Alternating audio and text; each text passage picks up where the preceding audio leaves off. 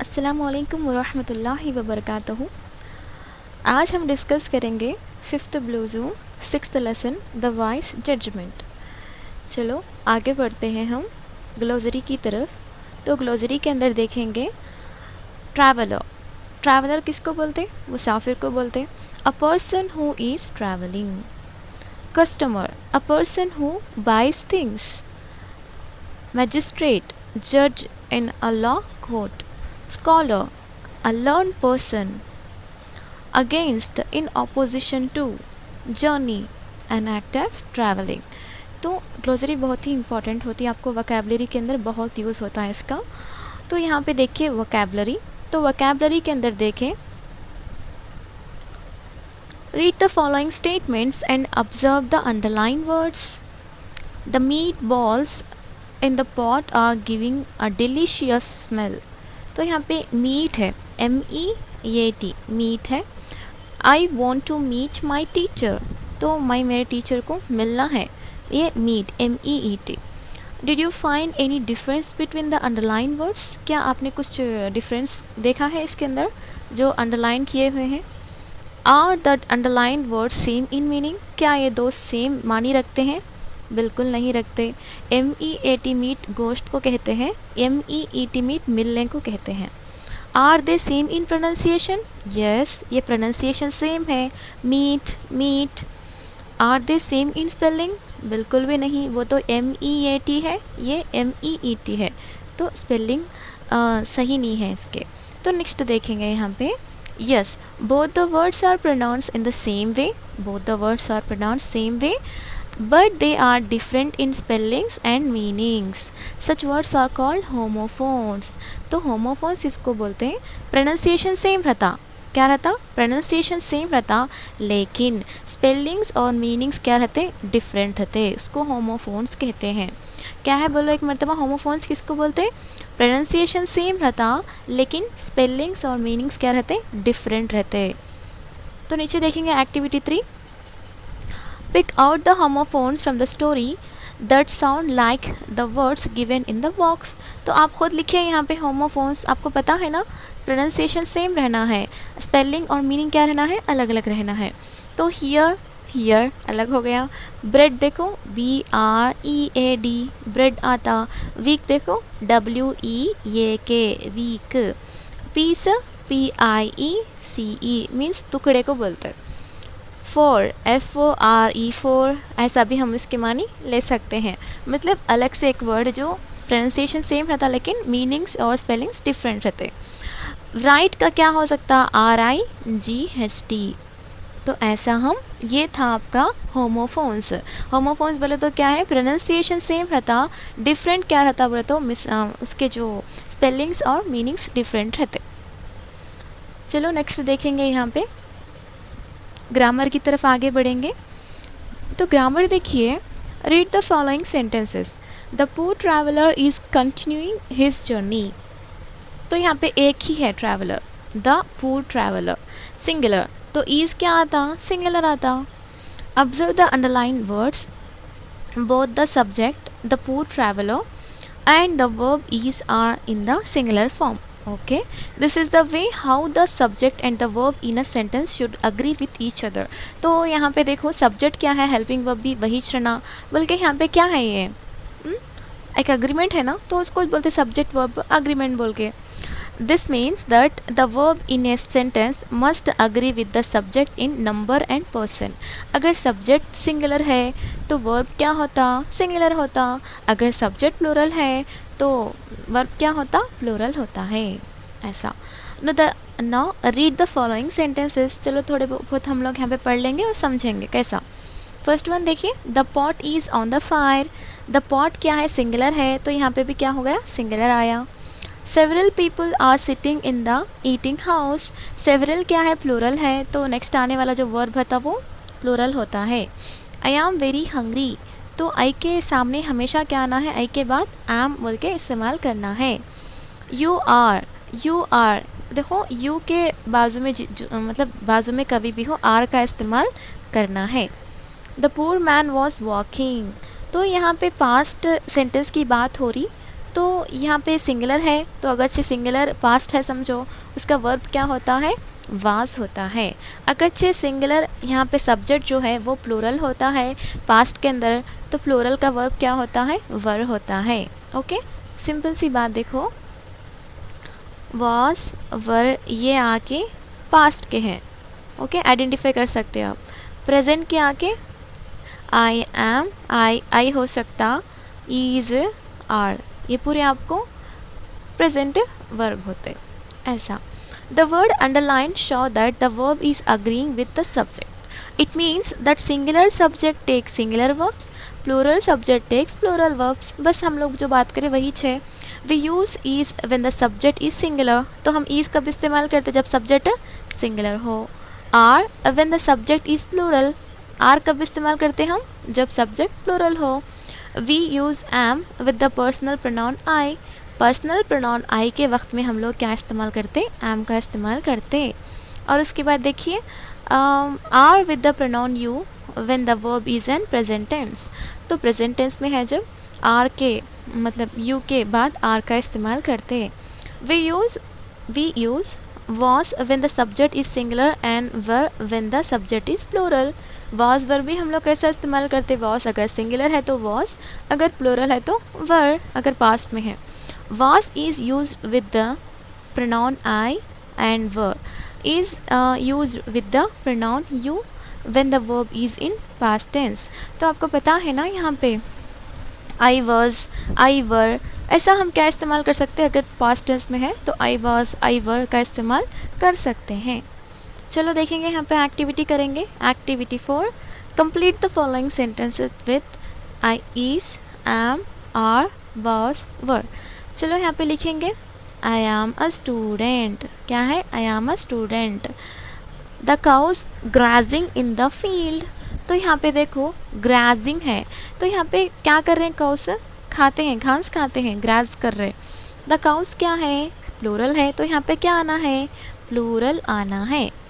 Teja dash busy at work yesterday, तो यहाँ पे एस्टरडे है, ये पास्ट को बतलाता है सेंटेंस, तो यहाँ पे तेजा सिंगुलर है, तो यहाँ पे भी क्या आना है, सिंगुलर हेल्पिंग वर्ब वाज आना है।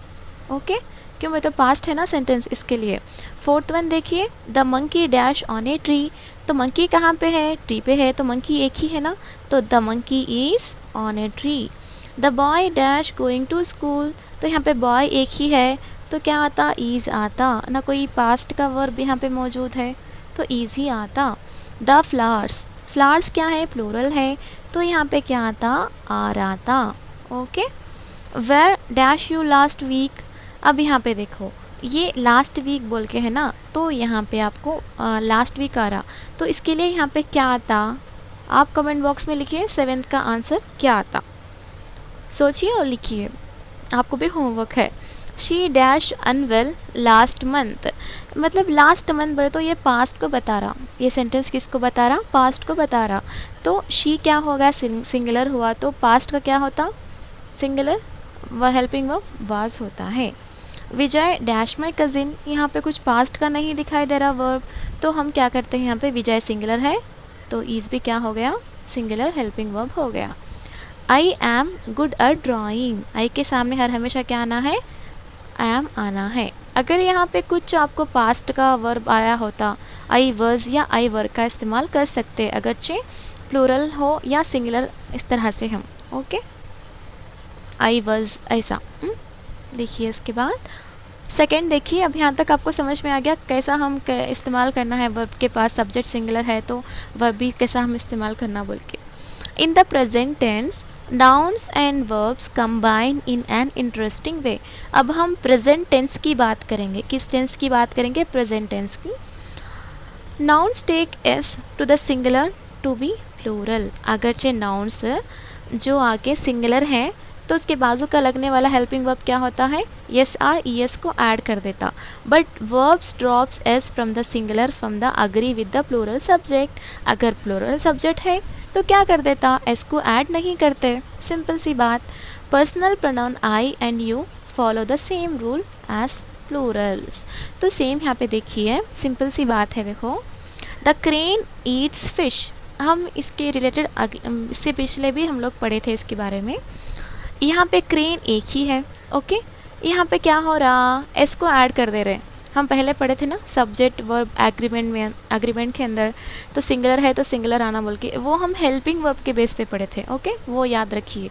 हम यहाँ पे फोकस वर्ब के ऊपर हो रहा ना, नॉट हेल्पिंग वर्ब। तो कभी भी आप द क्रेन एक है तो यहाँ पे क्या आना है, आपको एस को ऐड करना है verb. The crane Yeats fish, तो देखो यहाँ पे यस को प्लस एस को ऐड कर रहे हैं बल्कि। अब यहाँ पे देखिए क्रेन्स क्या कि प्लूरल है, तो प्लूरल के बाजू का आने वाला क्या होता, singular.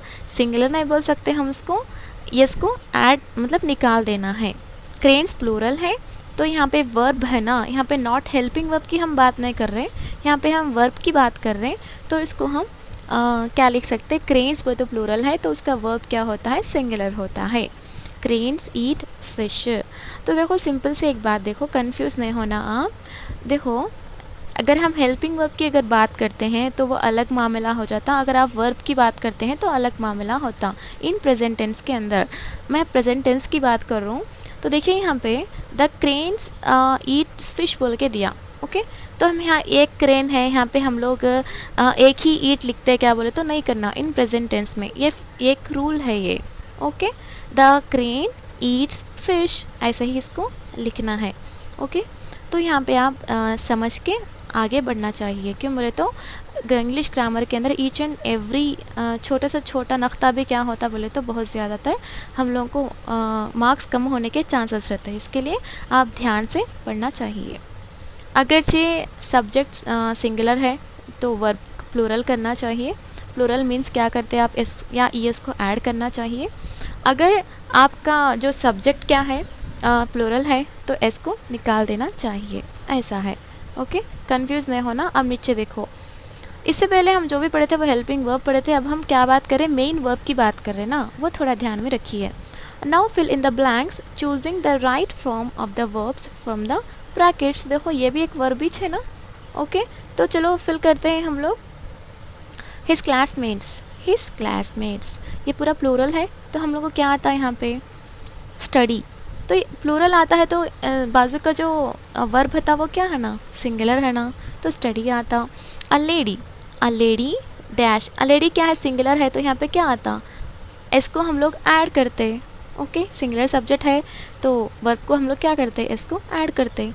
One of the cookies, one of the हमेशा याद रखिए, one of the, everybody, nobody, everything, something, ये पूरे क्या है, सिंगुलर वर्ब, सिंगुलर सब्जेक्ट हैं। क्या है ये दो, क्या है, सिंगुलर सब्जेक्ट हैं, singular. Nobody, no one, something, something, everybody, everyone, one of the, ये पूरे क्या है, सिंगुलर हैं।